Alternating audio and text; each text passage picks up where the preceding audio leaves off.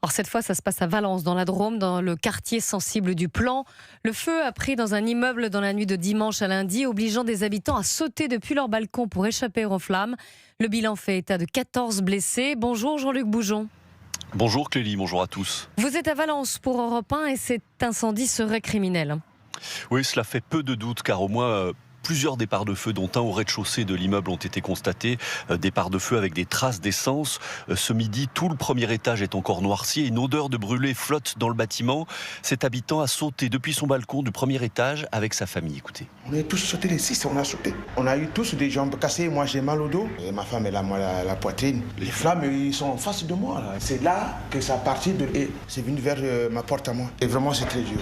Pourquoi ils nous en veulent? Pourquoi? Nous on leur demande rien du tout. Nous on veut vivre en paix, tranquillité, voilà, mais on vit plus bien. On vit dans la peur? Dans la peur et dans l'angoisse, voilà comment on vit maintenant. Vous voulez partir? Ah oui, je veux partir. Non, là j'ai demandé un appartement ailleurs, on va aller ailleurs.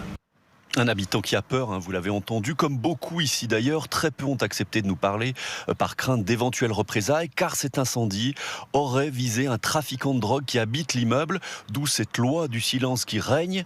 La préfète de la Drôme, Marie-Aimée Gaspari, confirme, elle, cette piste d'un règlement de compte ou d'un acte d'intimidation. Dans la lecture que nous faisons, il y a une lutte de territoire. Il y a des clans qui s'affrontent, aussi parce qu'il y a eu des sorties de détention. Chaque camp se répond.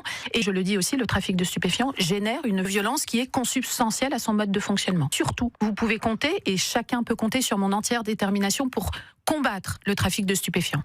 Alors une enquête a été ouverte pour faire la lumière sur ce qui s'est passé. En attendant, 22 CRS ont été déployés sur place hier soir.